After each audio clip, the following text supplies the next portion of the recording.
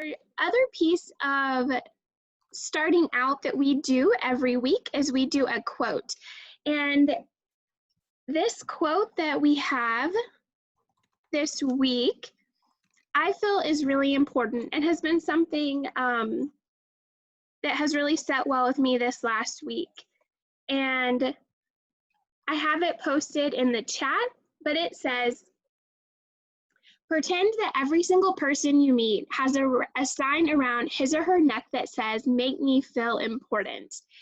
And I feel like that is absolutely true. And there are so many people in my life, people at United for Children, people in my personal life that all take opportunities to make me feel important, whether that's just to check in on me,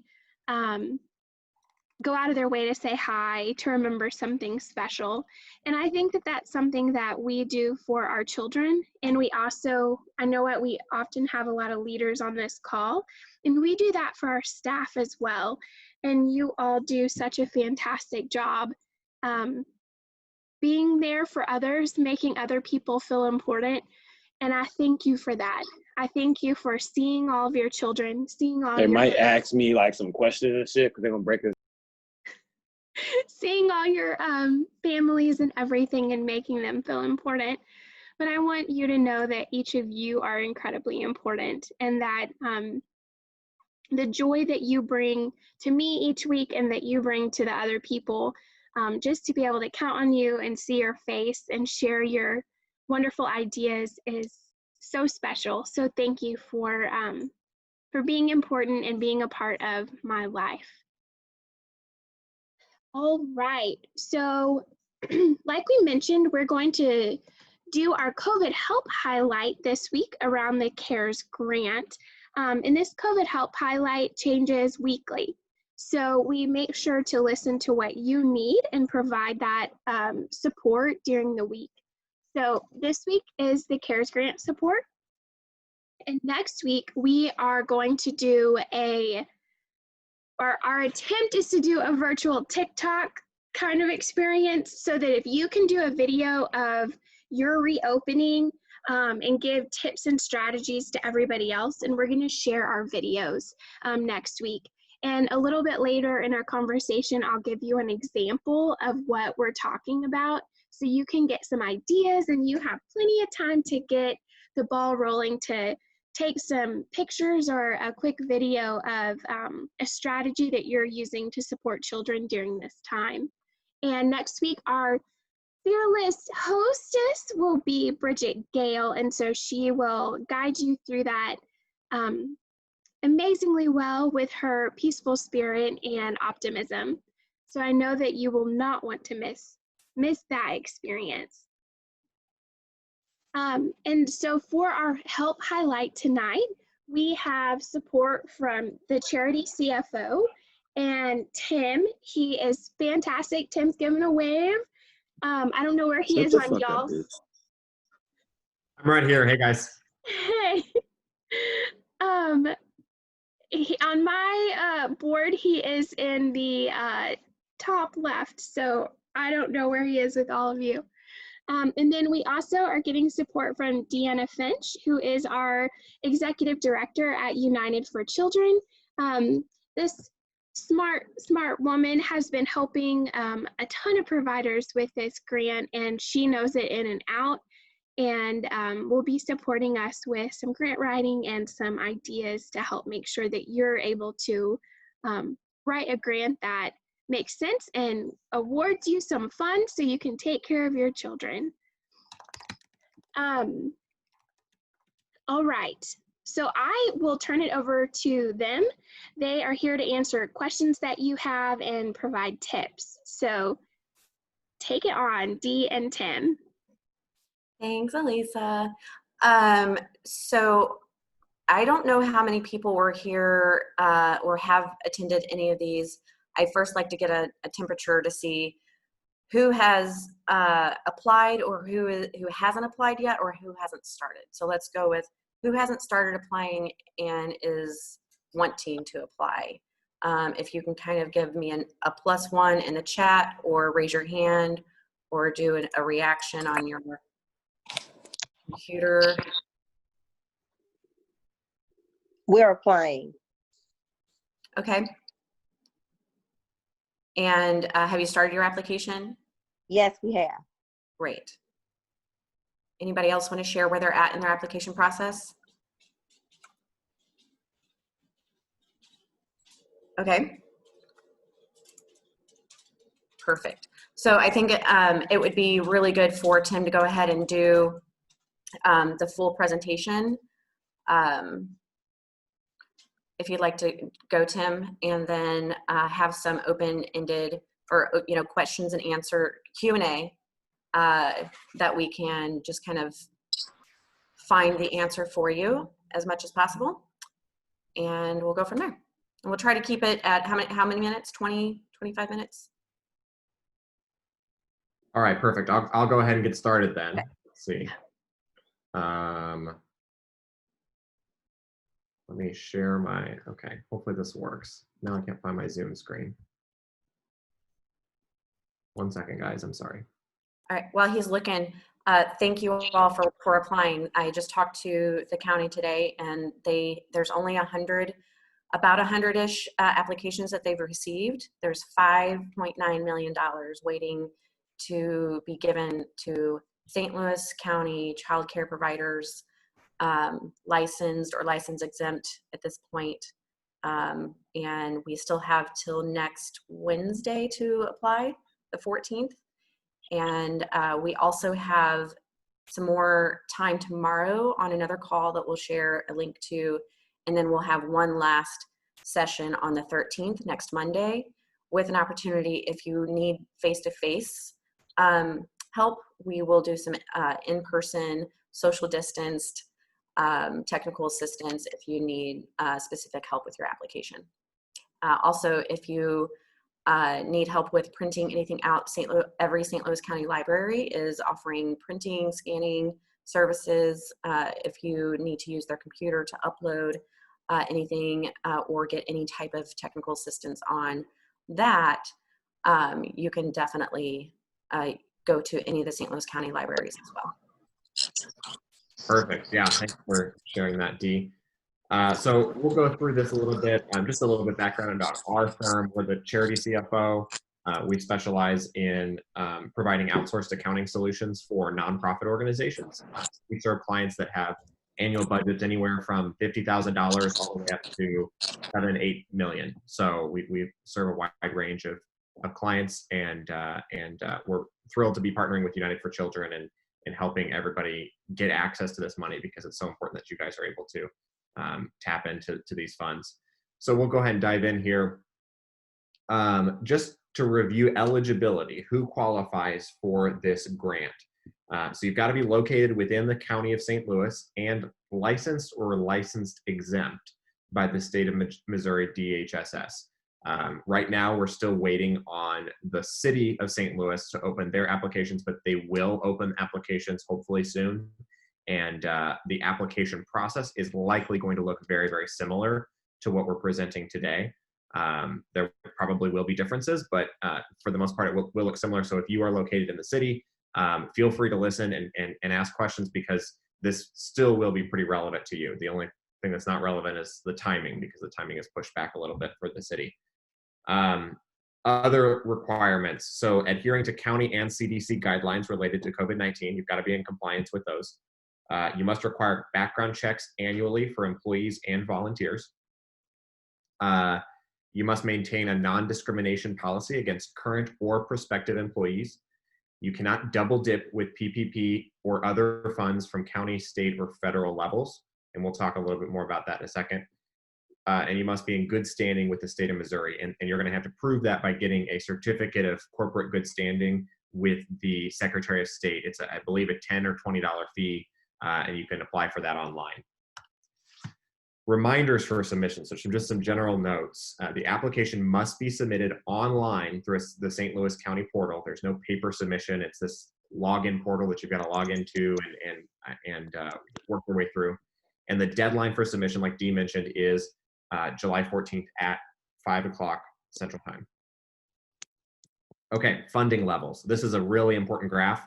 If you don't take anything else away, this is a good one to look at. There are two separate sources of funding for this application, and this table really summarizes what you may qualify for in a grant award, depending on your child capacity. So the far left column, you see here, the child capacity, that's really the determining factor for how much money you qualify for.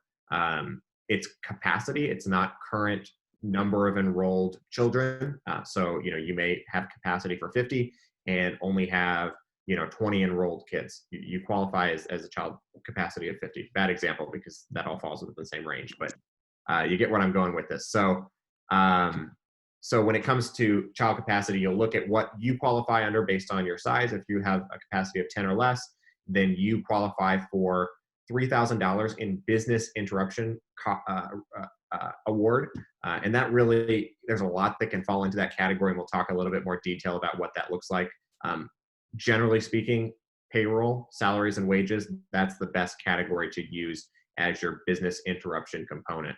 And then there's the second component for public health compliance or reopening costs, and that's supplies for staying in compliance with CDC guidelines. Often it's cleaning supplies. A lot of organizations are having to spend money to kind of reconfigure their facilities so that it's more conducive to social distancing. We're hearing people that are purchasing bins so that they can separate out toys from kids.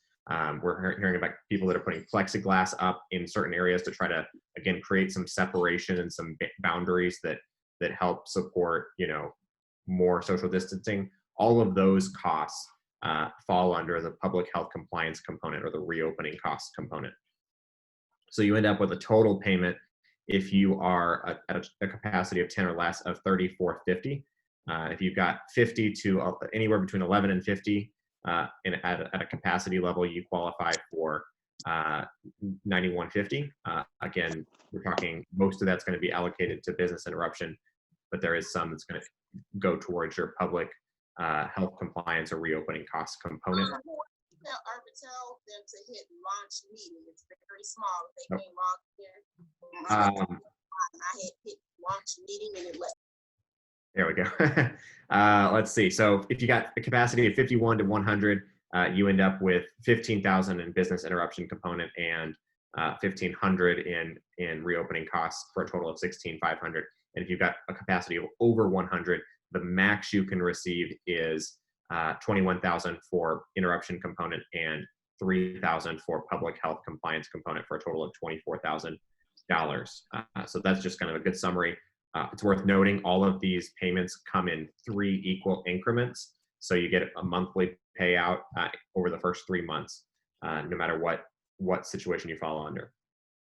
Okay, program budget table. So this is kind of one of the core elements of the application process. They are going to ask for a breakdown of your program budget. In other words, how do you plan to spend the grant that you're given? And what we're recommending to everybody is keep this super simple. There's really no reason to overcomplicate it.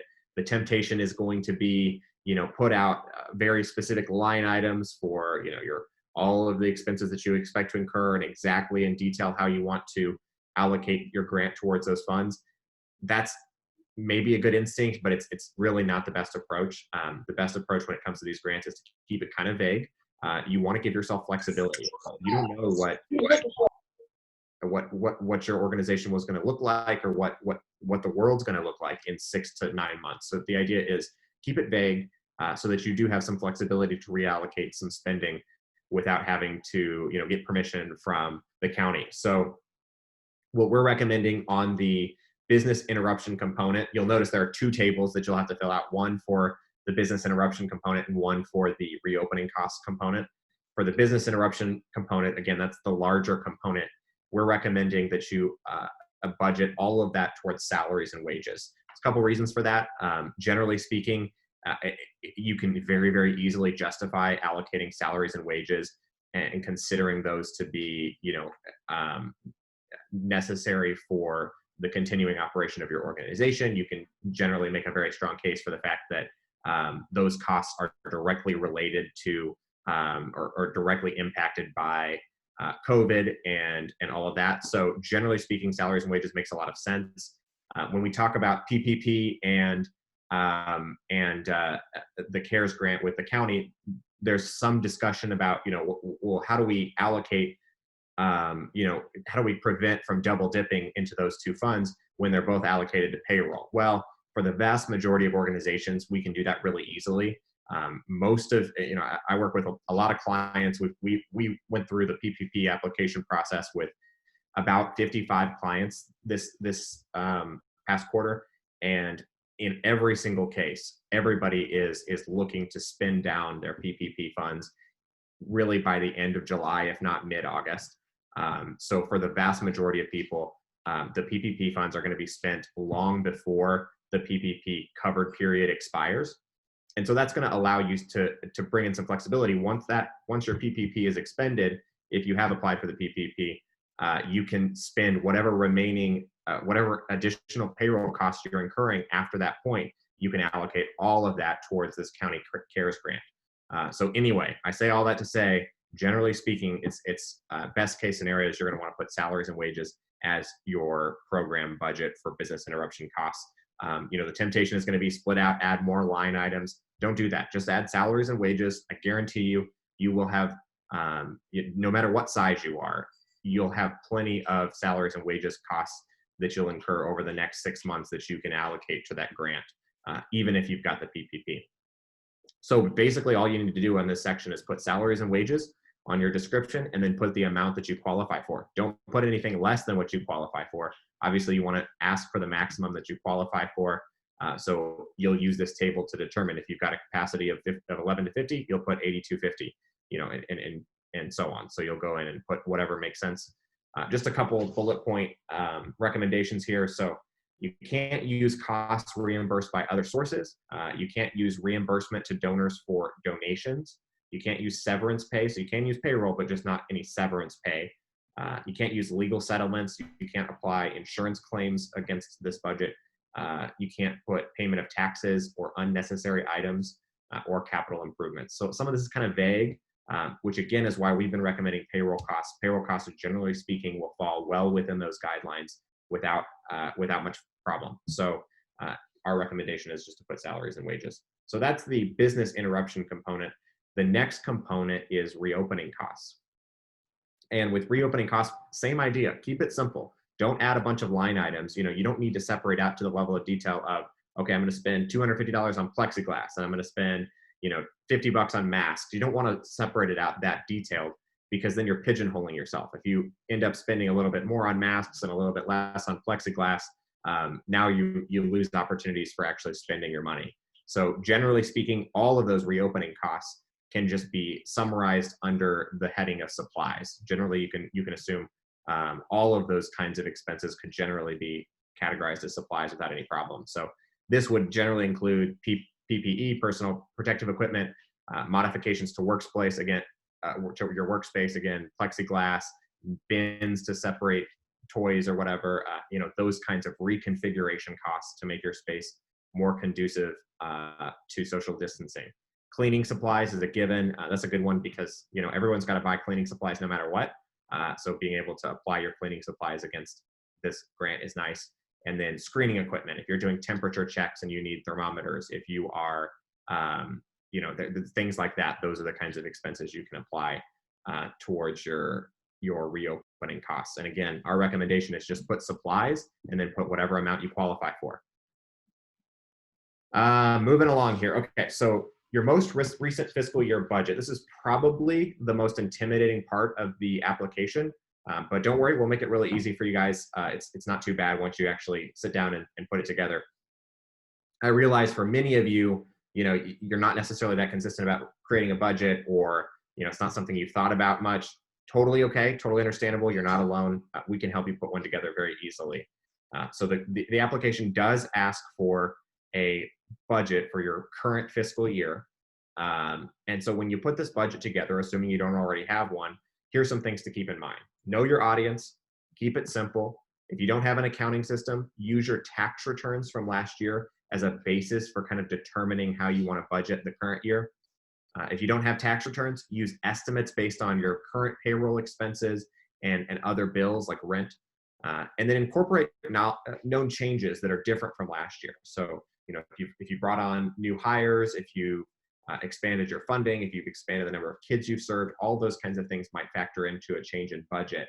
And just to clarify, we're really just putting together an estimate for what our current year expenses and revenue is going to look like. And generally, we want to use last year's information as a basis for that estimate, but we're not reporting last year's financials. The grant does not ask for prior year financial statements, which is good news. That would be even more difficult. In this case, all we need to do is draw on our prior year numbers in order to kind of put together our estimate for what the current year numbers might look like. So in our packet, we have a template budget that you can use. There's actually no standard template that's required for the application, but we put together this template. It's really based on the Missouri Common app, and a lot of nonprofit organizations are familiar with that budget template. So for a lot of you, you may have even looked at it or used it before, and it might be very familiar to you.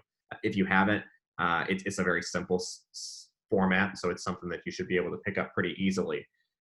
So when you're looking at, if you're a nonprofit organization and you're trying to figure out how to translate your prior year expenses into this budget format on the Missouri Common app, you'll want to, and you want to look at your tax returns, you'll want to look at your 990 Part 9.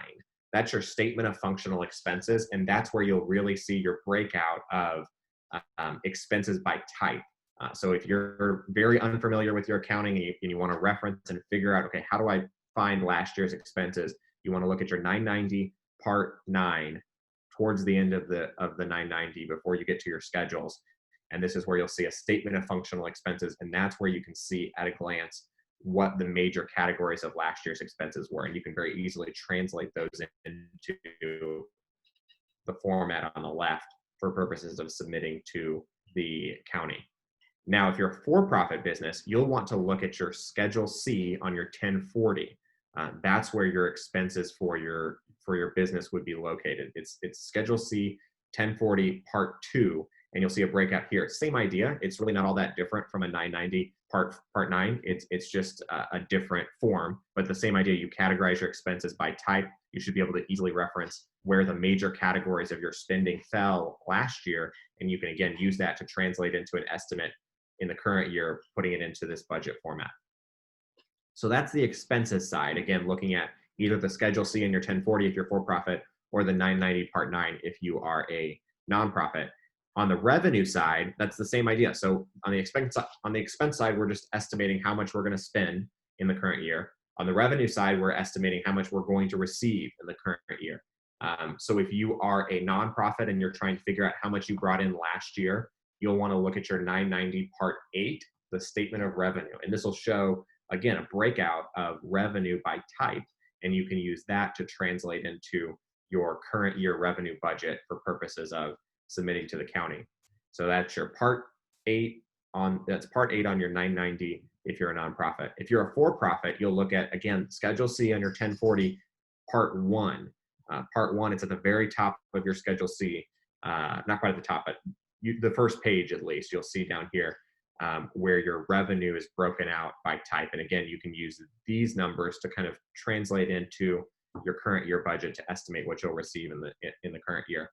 And what you want to do, again, I don't want to stress this too much, but I do want to make it clear, like the point of this is to create a somewhat realistic estimate for current year activity. So if you've hired 5 more people this year than you had last year, you'll want to account for that when you're creating your estimate. Your expenses for salaries and wages will go up from what they were last year.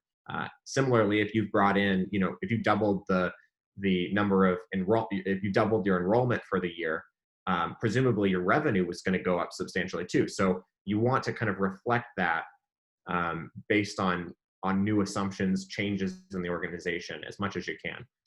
The idea is not to be perfect. The idea is not to spend hours and hours and hours making sure that you've got every I dotted and every T crossed. The idea is put together a high level estimate that makes reasonable sense, that's pretty much in line with what you've seen in prior years. Tim, I want to confirm that this this application is not requesting a copy of their taxes or anything like that. You're basically creating the budget off of your taxes that's one option. You can create your budget knowing, you know, out of your financial statements, or if you use QuickBooks or you keep a ledger of some way, you can create that budget that way. But they're suggesting if you have taxes, that's a way that you can find those numbers for you. So Lady P, the budget that you guys use to operate, you can fill in those numbers without that documentation.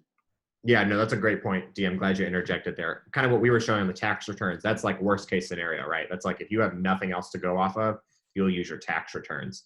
But for any of you that have QuickBooks or that have, you know, actual financial statements from last year, just don't start with that. I mean, that's way easier. So, you know, it's going to be different depending on the circumstance. But yeah, that's correct, Dee. We don't have to actually submit our tax returns. We don't have to submit our prior year financials for that matter. We just need to submit an estimate budget for the current year. Any other questions about that before I continue on? I have a question. Yeah. I'm just wanting to make sure, just to piggyback and stay in the same vein that Ms. Deanna was in, that not-for-profits using a Form 990. So you mentioned that form. And so being a religious organization, 501c3, they are exempt from filing anything to the IRS. But we do use, we have a compilation every year. We use QuickBooks. So instead of Form 990, I can just fill out the information on the form. I just want to clarify that again. But you gonna call me when you get there? Yeah, no, that's exactly correct. And again, even if you did have a 990, since you have a financial system and you have a compilation from last year, that's even better than a 990 anyway. So there's no reason, even if you did have a 990, to go back and reference that if you've got a compilation to work off of. Excellent. Thank you. No problem. Thanks, Ms. Deanna. You're welcome. All right, moving on here. We're almost done. Compliance and rules. So just some things to keep in mind. It's important to understand what compliance you will be subject to upon receiving these funds. You must use the funds on items listed in the application. That's why we suggest keep it very vague in your budget, right? In your project budget. Make it, you're going to budget your business interruption costs towards payroll, and you're going to budget your reopening costs towards supplies. Keep it that simple so that you have more flexibility. If you budgeted it out very specifically, this amount for masks, this amount for cleaning supplies, this amount for plexiglass or dividers, that pigeonholes you and prevents you from being able to reallocate funds if things change, which they will. So be careful about that. You cannot make any sub-grants or sub-awards to other centers. In other words, you can't just take the money that you receive and pay it directly to another institution. You must maintain receipts and records to back up expenses for 5 years. So my recommendation is take a picture of every receipt, every document that relates to the expenses that you are reporting on your grant. Take a picture of it, upload it to Google Drive or Dropbox or something that's in the cloud, so that if your computer dies or whatever is in a fire or something like that, you're not stuck on your hard drive. You've got all the files on the cloud somewhere that you can access. You don't have to worry about paper files. Our firm, we're an accounting firm that serves, like I said, 50 to 60 nonprofit clients. For none of our clients do we have them hold piles of paper. In our offices, we don't have paper. Everything gets scanned or a picture taken of it, and it's all in the cloud. And you're best off in that way. You can make sure that you can actually preserve all your documentation for 5 years using that approach instead of having to deal with shuffling through paper. Monthly reporting is due by the 30th day of each calendar month. So you have to report on the prior month's activity to actually show how much you've spent against the grant. You want to show line item list of uses and expenditures of funds. Your final report, meaning your last monthly report, is due by January 15th, 2021. So you've got basically 6 months worth of reports, assuming you got these funds in July.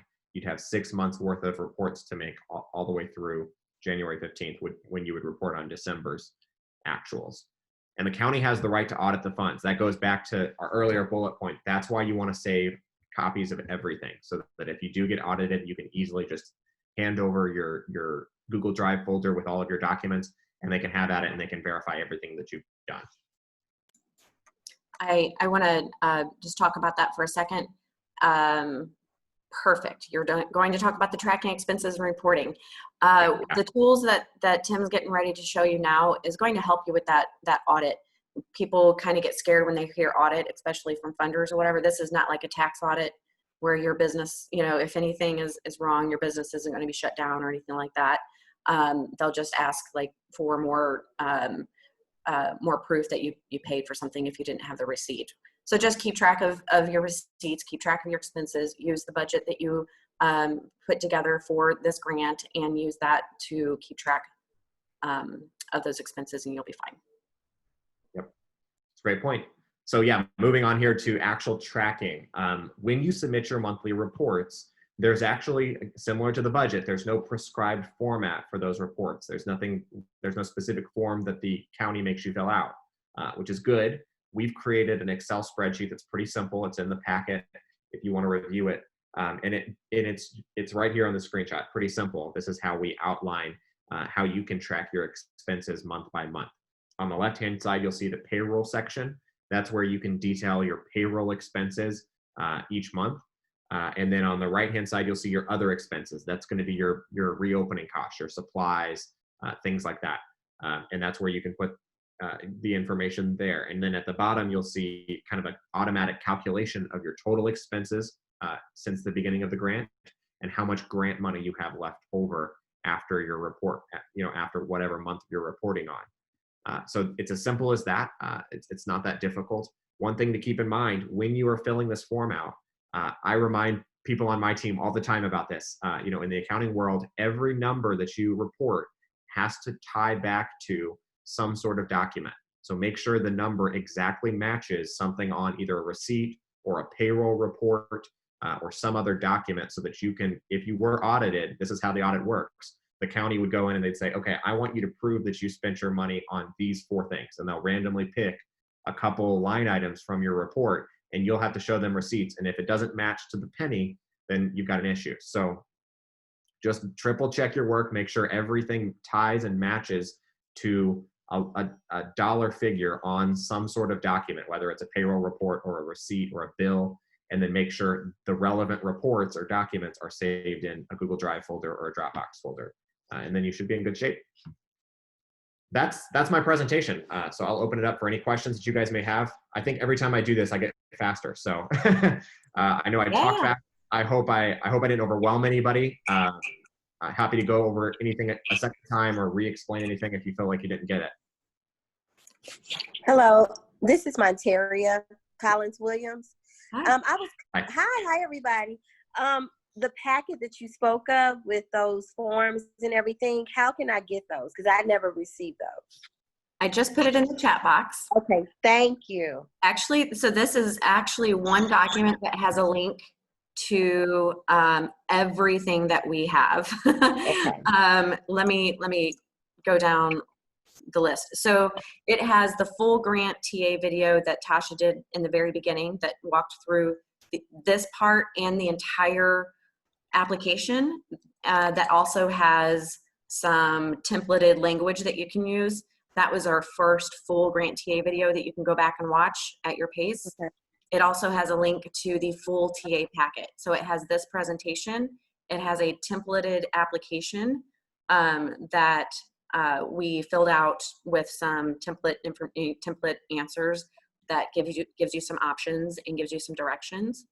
It also has a link to our website that has the application link with a whole list of other technical assistance opportunities. It has my information, Tim's information. There are some other links to some other funding opportunities. And then also it has a link to tomorrow's webinar. If you'd like to come back and ask, hear some more, have some more time to do some Q&A. And then on July 13th, I said that funny, July 13th, we'll be doing a in-person TA session at Charity CFO, their office. And that is open to up to 10 people where we can help you walk through some things if you're having some challenges. And then we'll also be having that through Zoom. So we'll have some people in the same room, but we'll have that zoomed up as well so people can participate in that. So there's many, many ways to get more help, but the link that I just put in there has all of that information. So take some time, especially the full TA packet and the full TA video is going to Okay. walk you through everything. Okay, thank you. You're welcome.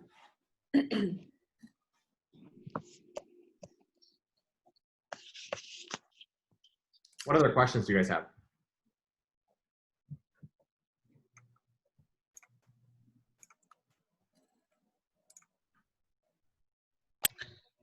This is not my question, but I don't know if anyone addressed where someone put in the chat, the application is having problems opening.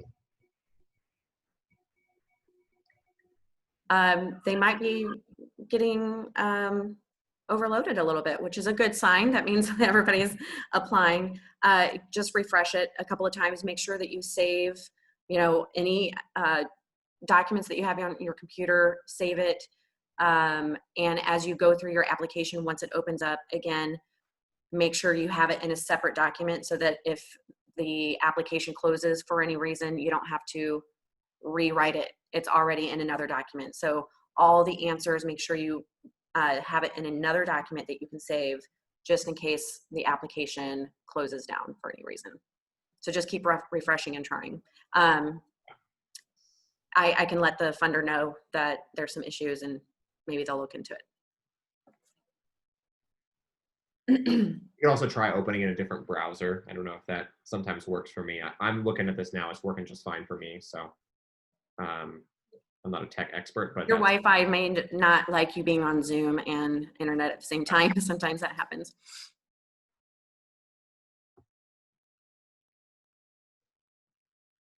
All right, any other questions in regard to the CARES grant?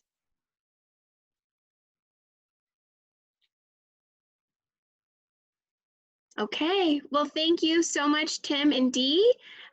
If you know how to give a round of applause and reactions or just in real life, make sure to do that.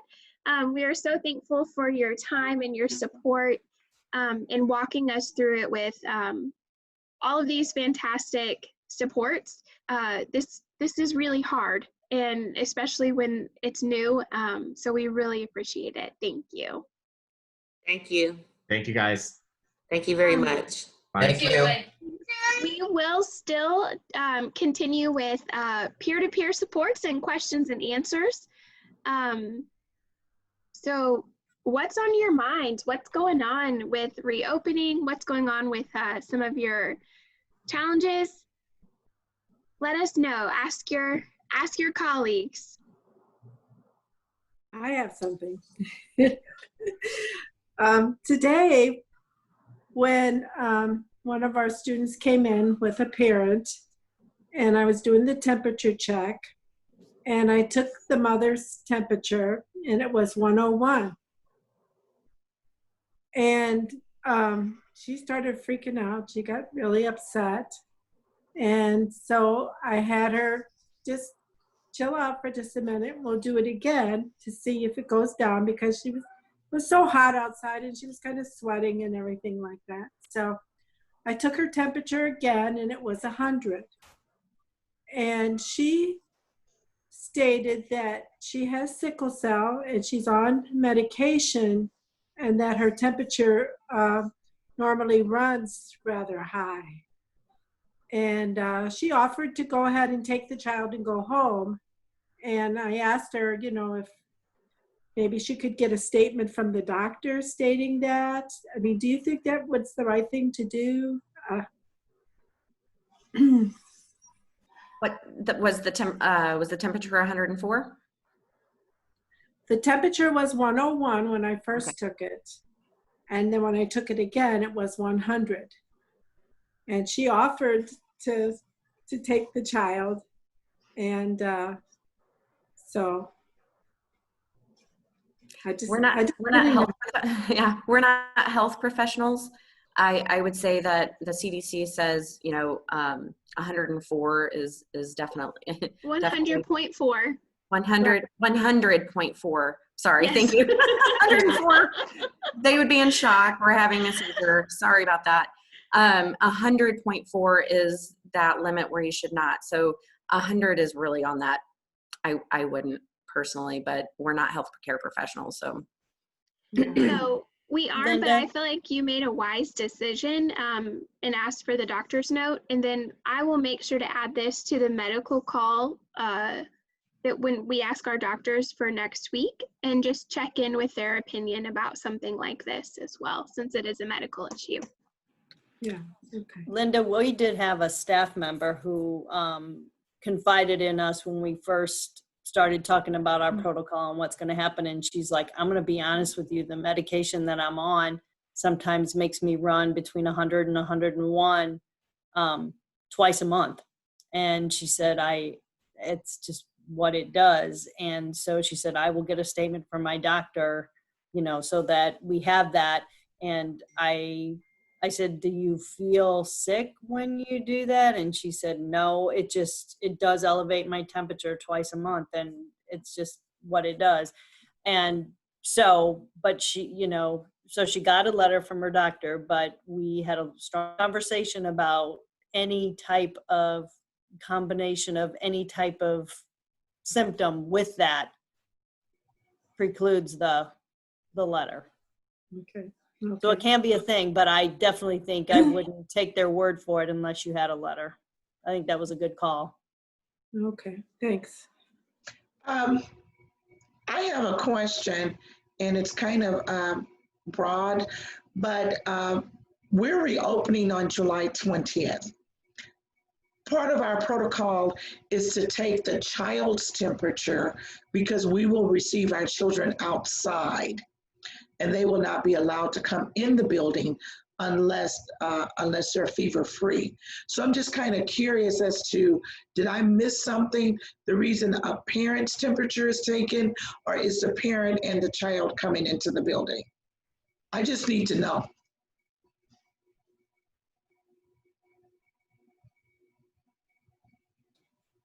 I can tell you from listening to a lot of national calls that there are places that are taking the parent's temperature and the children's temperature. And even if the parent is not coming in the building, if the parent has a temperature, they're sending the kids home.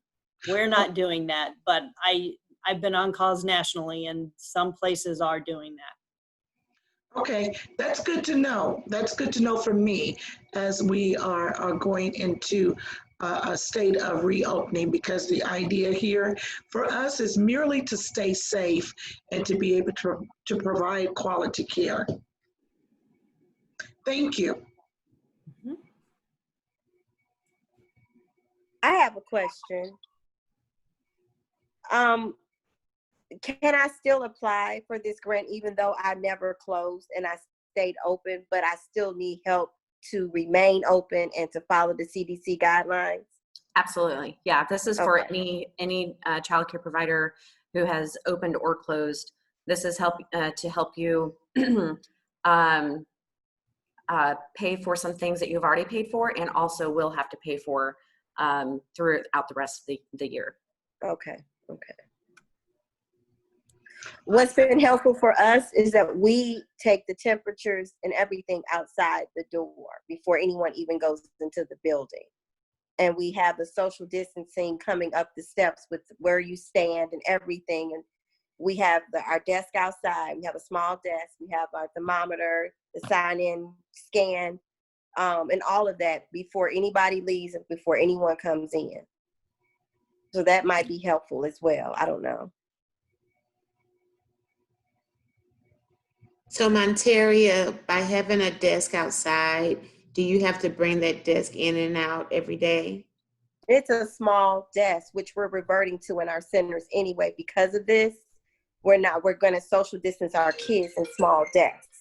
So, yeah, it's not a big deal. It's not a big issue. It's really pretty easy to do once you've been doing it. And we've been doing it since we've never closed. So we had to figure out a way to do this before we bring contact into the building. That was one of the first things that we did. Ontario, are you taking people who aren't coming into the building, like parents? Are you taking their temperature? I'm taking everybody's because the kids are with their parents. So 9 times out of 10, if one has the fever, unfortunately, something may transpire. So everyone gets a temp that comes up to the door. So if the parent is bringing their child, we check them both. So if the parent has a temperature and you send them home, then how do you decide when they can come back? Is that 72 hours after that temperature, or?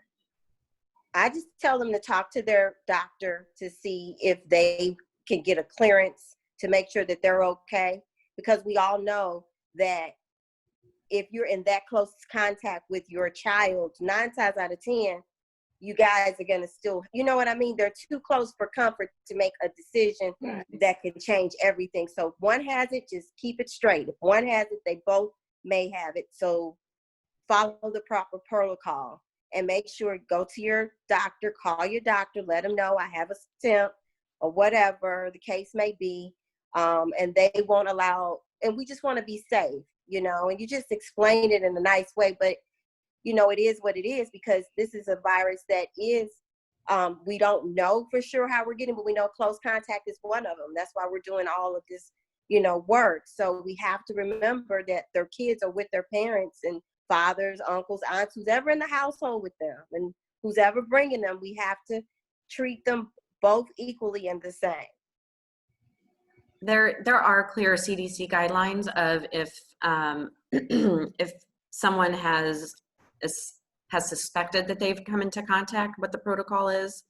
And then if they suspect that they have it, what the protocol is. There is a 3-day kind of waiting period. It is suggested that they go get testing, especially since there's so much more free testing. Go see their doctor, get tested, wait till the test comes back. If it comes back negative, then everything's fine. If it comes back positive, then you have a 2-week quarantine period. And then you'll need to sanitize and make sure that anybody that came in contact with them knows, you know, that kind of thing.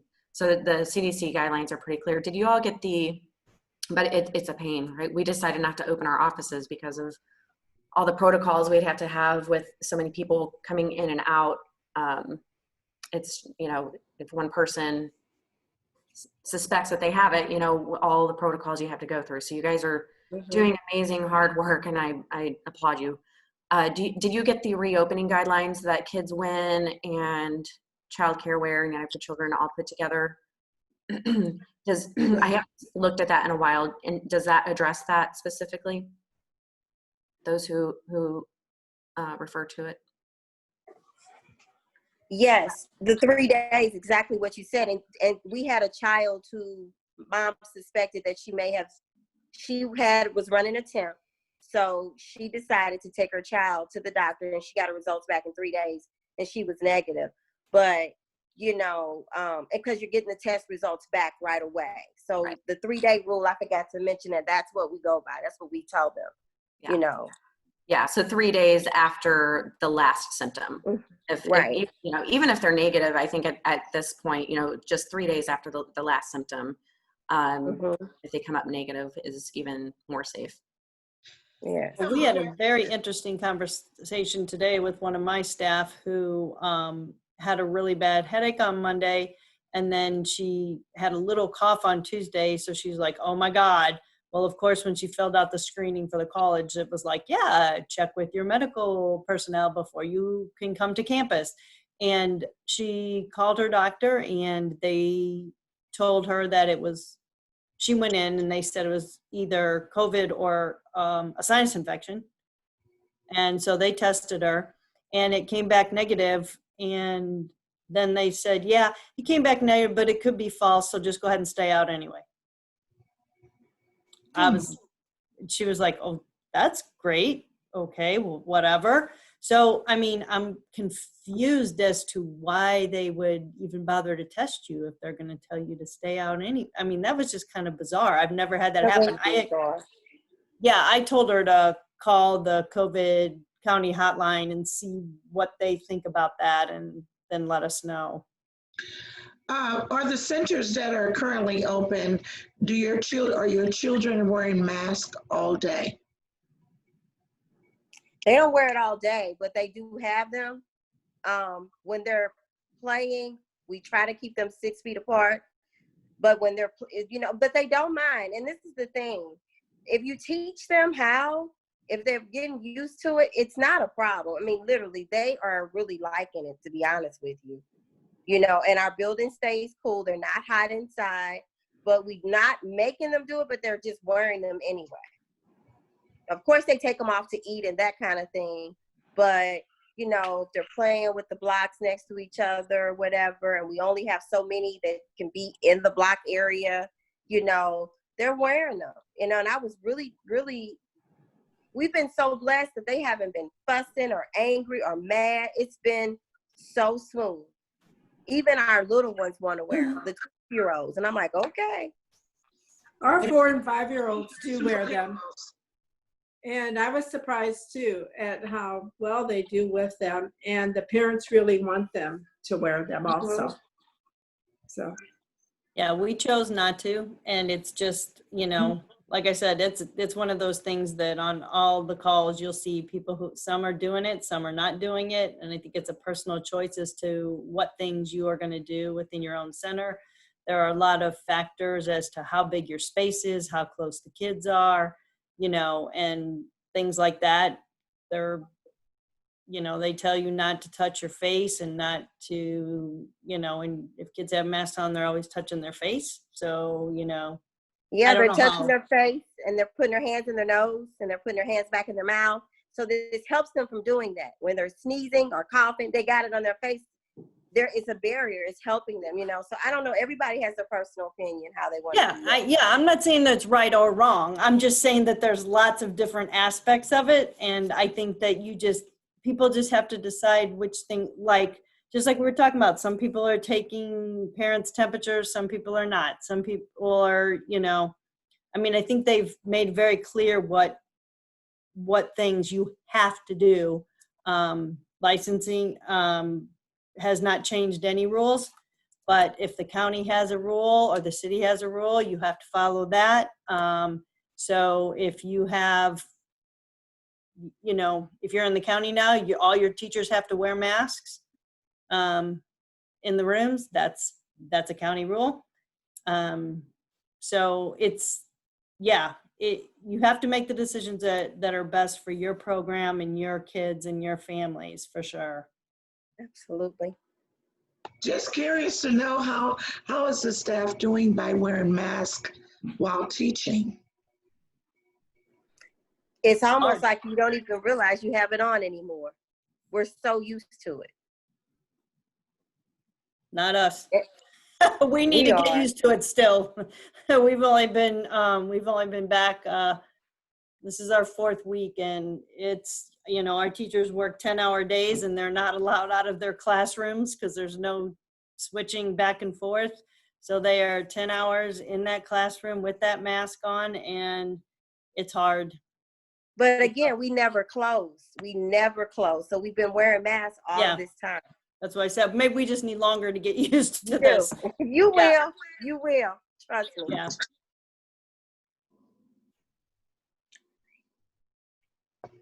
Thank you. Helpful information. So if you got any questions, I would love to, I can help, whatever. Any ideas. We're just so blessed and so thankful that everybody's been safe, and we've been really working hard at it, from sanitizing to now we're washing the sheets every day because you never know. It's not a big deal. We just do it anyway, and we just sanitize. So we're just really just trying our best to stay as healthy as possible. Anything can happen, but thus far what we've been doing has been working since day one. So we're happy that, and we want it to stay that way. So. Yeah, thank you, Monterey, for sharing that. And that's, I think, that has been so helpful with United for Children and other places that are offering these platforms where people can say, hey, I have been open and we have been really successful, and these are the things that we are doing. And you can read a bazillion different suggestions, but when you can get firsthand from people who are making it work, that is your very best resource. Are you a 24-hour center, Monteria? I'm sorry to hear you. Say that again. Are you a 24-hour center? No. We're open, licensed from 6 a.m. to 9 p.m., but we're only open from 6 to 6, Monday through Friday. Okay. And your center is in St. Louis County? 2120 Redmond Road. Okay. Thank you. You're welcome.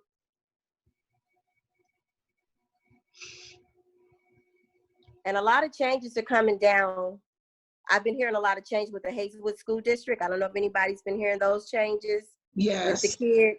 Yes. They're giving them options, 2 days in, 3 days virtual. So that means that some of these school agers going to need somewhere to go, FYI. So, yeah. I've already been in conversation with some of my parents. Even though we've been closed, I've been in close contact with my parents through Zoom calls and text messages, call blast, and they know that they have access to me all the time. So some of my parents have already started asking me about considering a safe space for their children to do virtual learning. And I just spoke with my staff 2 weeks ago about that, because we've been meeting every week, 2 to 3 times a week since we've been closed, just revamping things for when we open. And so it's going to be a lot of differences with Hazelwood. And so my greatest concern has and always will be the children, because children not knowing exactly what's going on. And I like the way you said training the children to stay apart. Our kids are such huggers at our school, and I think it's because we are. And so that's going to be really, really different. And so my prayer, I have a Christian school, so my prayer for the kids and for the parents is that the kids are to stay safe. It's kind of hard to keep them apart from each other. Just that we stay safe and we do what we can. In the temperatures and ours, I'm huge on sanitation anyway. So this just was another bullseye for me, just to up it up some more, just give it some more. So, but thanks for your information. I think what you were talking about, that safe space for virtual learning, is going to be a great need coming up here real soon. Parents are really going to need that. We've been having that conversation with funders and other organizations. Oh my gosh, it's 7 o'clock already, you guys. Yeah. And we need to know the technology gaps. I think there's a good assumption that there's some technology gaps with families for the virtual learning, but we want to find out what that is so that we can be prepared for when that has to happen again. Yeah, I think that that's a really good idea, Dee. And so a couple of things that I want to do. I want to go ahead and start closing us out to be respectful of people's time. Since it is 7 o'clock, I will add in the notes the video that I was planning on showing. I didn't want to disrupt this rich conversation, so I'll add it in the notes and you can review that. And come next week with a video. And it can be short, sweet, that you take on your cell phone, however you want to do it, to just showcase what are these things that you're talking about. Monteria, you're telling us about this awesome desk outside and what this is. Take a picture and bring it back so we can get a real view of what this is. That's the kind of thing that we're really looking for. So we love for anybody to participate, and we'll let you share and we can discuss your great ideas. I also have a couple notes that I'm going to ask our doctors because we had a lot of medical stuff brought up tonight. I want to check in with them and we'll bring that back. From last week's call, I will add this onto the notes as well. I followed up with our doctors about the questions with the air purifiers and the portable sinks. I will add that information onto the notes that come out so that you have that. The final piece that I wanted to mention is that I really think that this safe space for our school agers is a beautiful conversation that I think that we need to spend some significant time on. And I know that we have actual school before and after school programs that are represented tonight. And I'm going to get this on the calendar for us to have an intentional planned conversation. And we can come with these ideas of what could this look like? What are the technology gaps that Dee was referring to? So we can see what this is, because there's a lot of schools that sounds like are going to go to these like couple days on, couple days off, and where are the kids going to be? And so we need to be planning and discussing what this looks like. So I will get that on the calendar for us to continue to discuss and then in the coming weeks.